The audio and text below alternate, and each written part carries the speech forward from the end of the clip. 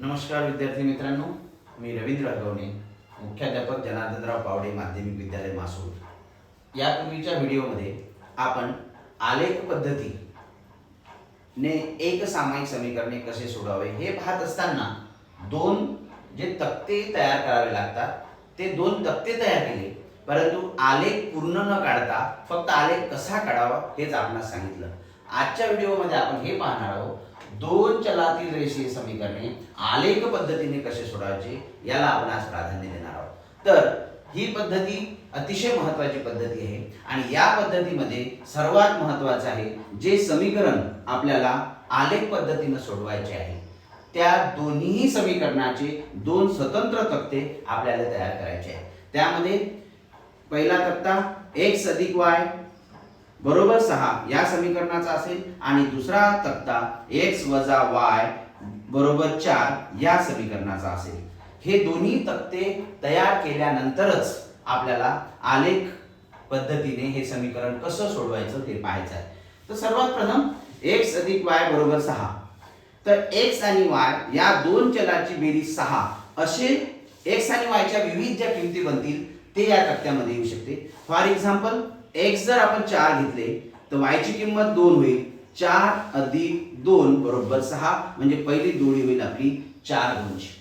जर आपण x ची किंमत 3 घेतली तर y ची किंमत सुद्धा 3 होईल। 3 आणि 3 ची बेरीज 6 होईल, त्यामुळे ही जोडी होईल 3 3। तसेच जर आपण x ची किंमत 0 घेतली तर y ची किंमत होईल 6 0 6। आता काल यापूर्वीच्या व्हिडिओमध्ये जेव्हा आपण हे तक्ता तयार केला तेव्हा आपण कॅल्क्युलेशन तुम्हाला करून दाखवलं। फॉर एक्झाम्पल x + y बरोबर 6, x बरोबर 4 घेऊन y ची किंमत किती ते काढण्यासाठी आपण 4 + y बरोबर 6, तर y बरोबर 6 - 4 y बरोबर 2 या पद्धतीचं कॅल्क्युलेशन करून आपण तक्ता बनवला। आज मात्र मी हे कॅल्क्युलेशन तोंडी करून आपणास तक्ता तयार कसा करावा हे सांगत आहे। दुसरं समीकरण आहे x - y बरोबर 4, म्हणजे x ची किंमत आणि y ची किंमत या दोघांची वजाबाकी 4 आली पाहिजे। अशा x आणि y च्या विविध किमती या समीकरणाच्या उकली असू शकतात। तर ते पहिली किंमत जर आपण समजा x ची 6 घेतली तर y ची किंमत अर्थात 4 होईल। 6 मधून 4 गेले बरोबर x - y बरोबर 4, x ची किंमत 6 आणि y ची किंमत जर 2 आपण घेतली तर 6 मधून जर 2 गेले तर बरोबर 4 राहतात, तर पहिली जोडी होईल 6 2, म्हणजे 6 - 2 बरोबर 4 ही पहिली जोडी।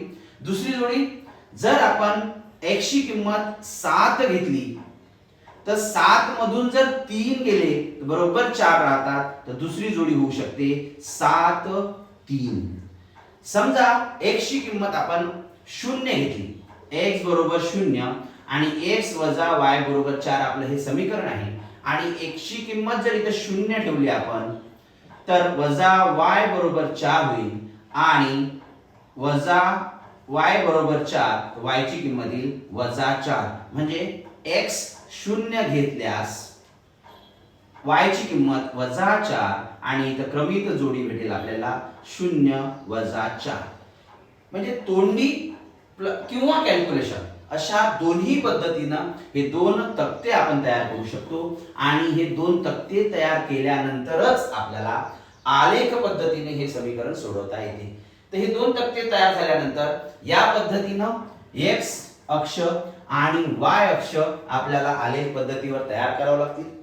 x अक्ष आणि y अक्ष यांचं छेदनबिंदूचा निर्देशक जो आहे तो 0 आहे आणि शून्याच्या उजव्या साइडनं धन, शून्याच्या डाव्या साइडनं ऋण अंक, तसंच x अक्षाच्या वरच्या बाजूस धन अंक आणि खालच्या बाजूस ऋण अंक अशा प्रकारे आलेख आखल्यानंतर हे चरण 1, हे चरण 2 आणि खालचं चरण 3 आणि हे चौथं चरण। हे चरण आपल्याला जर माहित असले तर आपण हे बिंदू कसे आणि कुठे स्थापावे त्यावरून आपल्याला अतिशय स्पष्टता येईल। पहिल्या चरणाचं चिन्ह आहे धन धन, दुसऱ्या चरणाचं चिन्ह आहे ऋण धन, तिसऱ्याचं आहे ऋण ऋण आणि चौथ्याचं आहे धन ऋण.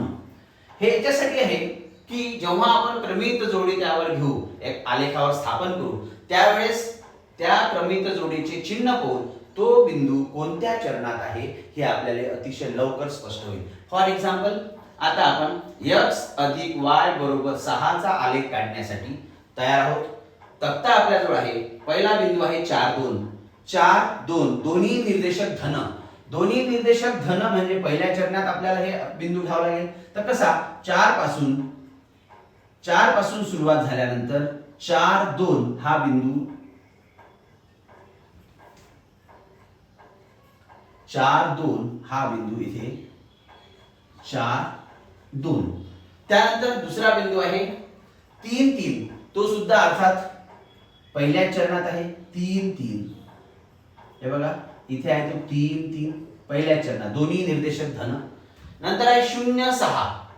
0 6 हा बिंदू अर्थात चरणात नाही आहे, कारण याचा पहिला निर्देशक जो आहे x 0 असल्यामुळं हा बिंदू y अक्षावर आपल्याला मिळेल, जिथे 6 आहे हा आहे 0 6. अशा प्रकारे 3 बिंदू आपण पहिल्या रेषेचे x अधिक y बरोबर 6 या समीकरणाचे तीनही बिंदू आपण आलेखावर आखलेले आहे. आता यामधून जाणारी आपल्याला तीनही बिंदूतून जाणारी एक रेषा आपल्याला काढावी लागेल आणि ती रेषा म्हणजे या रेषा x अधिक y बरोबर 6 ही असेल. अशा प्रकारे ही पहिली रेषा आपल्याला आलेखावर मिळालेली आहे. आता दुसरी काढताना पुन्हा आपण हे दुसरा तक्ता जो आपल्या समोर आहे याचे जे निर्देशक आपल्या समोर आहेत 3 जोड्या ज्या आहेत ह्या आपण त्यामध्ये आलेखावर स्थापन करणार. उदाहरणार्थ पहिलं 6 2. पुन्हा हा बिंदू पहिल्याच चरणात आहे, दोन्ही निर्देशक धन असल्यामुळे 6 2 हा असेल तो बिंदू 6 2. दुसरा बिंदू आहे 7 3. 7 3. तर 7 3 हा बिंदू पुन्हा पहिल्या चरणात आहे 7 3. म्हणजे x निर्देशक 7 आणि आपण जेव्हा y अक्षावर येऊ तो y निर्देशक त्याचा 3. दुसरा आहे शेवटचा बिंदू आहे 0 4.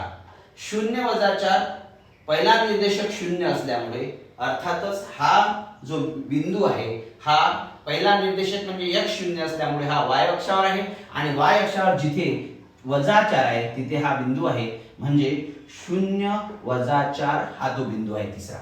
तर ज्या पद्धतीने आपण 3 बिंदू घेतले आहे यामधून जाणारी आपल्याला एक रेषा काढावी लागेल आणि ती रेषा आहे ही,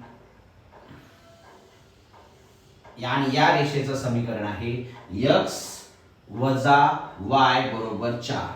x y बरोबर 4. पहा पहिला तक्ता x अधिक y बरोबर 6, पहिली रेषा x अधिक y बरोबर 6. दुसरा तक्ता x y बरोबर 4. या तक्त्याची ही रेषा x y बरोबर 4. ह्या दोन्ही रेषा आपण आलेखावर काढल्यानंतर आलेख पद्धतीने एक सामायिक समीकरण सोडवण्याची ही पद्धती जरी असली तर याची उकल कशी शोधावी. जर जिथे दोन्हीही रेषा x अधिक y बरोबर 6 x y बरोबर 4 ह्या दोन्ही रेषा ज्या आहेत ज्या ठिकाणी छेदलेल्या आहेत या ठिकाणचे छेदन बिंदूचे जे निर्देशक येतील हे निर्देशक म्हणजे या समीकरणाची उकल असेल तर 5 1 ही या समीकरणाची उकल आहे. उकल बरोबर 5 1. तर पहा यापूर्वी आपण बैजिक पद्धती, निरसन पद्धती, त्यानंतर दुसरी आलेख पद्धती आजची, काल आपण फक्त आणि फक्त 2 तक्ते कसे करावे एवढं सांगितलं होतं यापूर्वीच्या व्हिडिओमध्ये, आणि आजच्या व्हिडिओमध्ये आपण एक सामायिक समीकरणे आलेख पद्धतीने कसे सोडावेत हे आपण पाहत आहोत.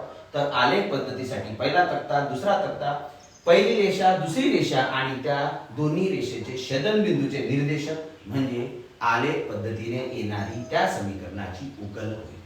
धन्यवाद.